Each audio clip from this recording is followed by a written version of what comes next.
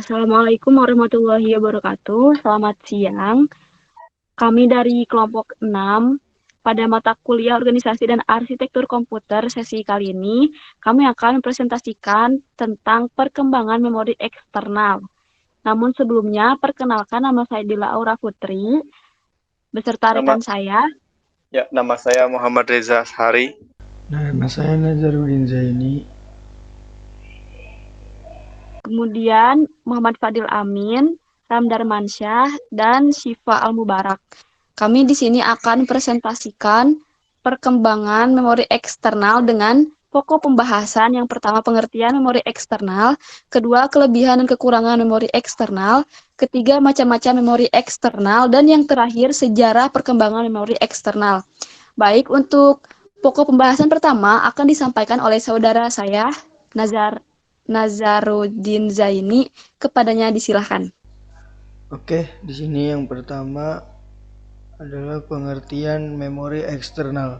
Memori eksternal adalah suatu memori yang terletak di luar memori utama ataupun CPU dan merupakan memori yang bersifat non-volatil, di mana data yang disimpan tidak akan hilang ketika sistem mati atau dikenal juga dengan nama secondary memory yang berfungsi sebagai media storage dari program data untuk jangka waktu yang panjang. Selanjutnya yaitu kelebihan dan kekurangan memori eksternal. Kelebihannya yang pertama yaitu memiliki kapasitas penyimpanan yang besar. Yang kedua adalah mudah dibawa kemana-mana. Yang ketiga adalah bentuknya yang lebih kecil. Nah, selanjutnya yaitu kekurangannya. Proses pemindahan file yang lambat, mudah rusak, dan dapat mudah hilang.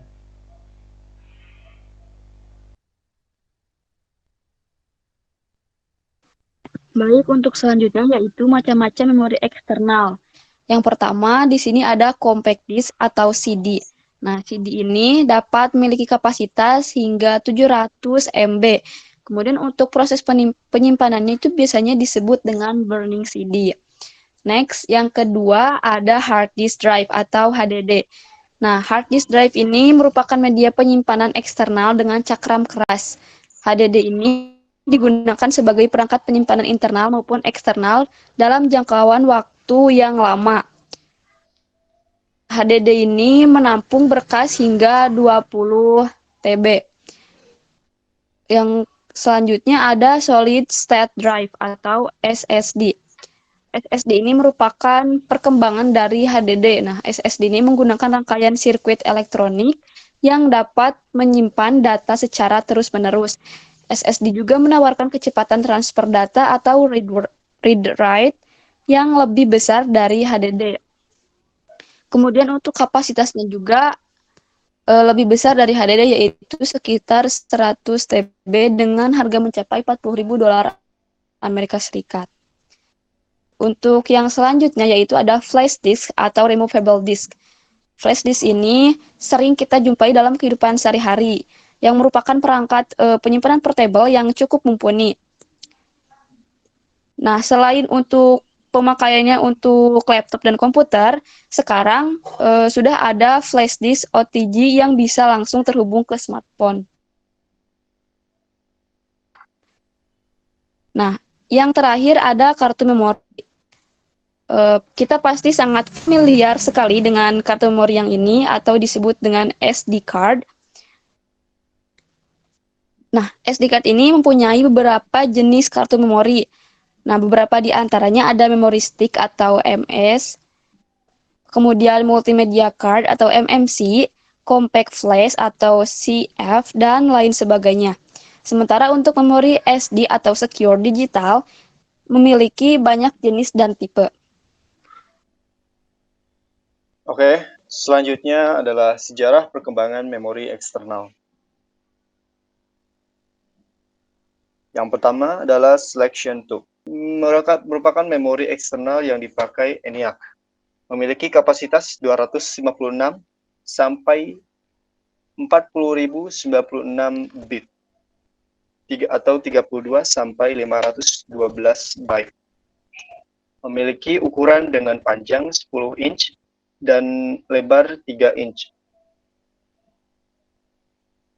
Selanjutnya adalah punch card.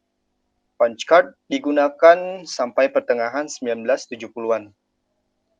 Punch card pada awalnya digunakan pada tahun 1725 dalam industri tekstil untuk mengendalikan alat tenun tekstil mekanik. Selanjutnya ialah punch tape. Punch tape sama dengan punch card dirintis oleh industri tekstil yang digunakan sebagai alat tenun mekanik. Untuk komputer, punch tape dapat digunakan sebagai penginput data, tetapi juga sebagai media data output dan setiap baris pada pita punch tape ini memiliki satu karakter. Selanjutnya, magnetic drum memory. Magnetic drum memory diciptakan kembali pada tahun 1932 di Austria, yang secara luas digunakan pada 1950-an sampai 1960-an sebagai memori utama komputer. Pada pertengahan 1950-an, memori magnetic drum memiliki kapasitas sekitar 10 KB. Selanjutnya ialah hard disk drive. Hard disk drive pertama adalah IBM model 350 disk file yang datang dengan 305 komputer IBM RAMAC pada tahun 1956. Hard disk drive ini berisi 50 cakram dengan masing-masing cakram berukuran 24 inch dengan kapasitas penyimpanan total 5 juta karakter, sekitar 5 MB. Hard disk pertama yang memiliki kapasitas lebih dari 1 GB adalah IBM model 3380 pada tahun 1980. Bisa menyimpan data hingga 2,52 GB. Dengan besar ukuran sebesar kulkas dengan berat sekitar 550 pounds atau 250 kg dan harga hard disk tersebut sekitar antara 81.000 US dollar sampai 142.400 US dollar.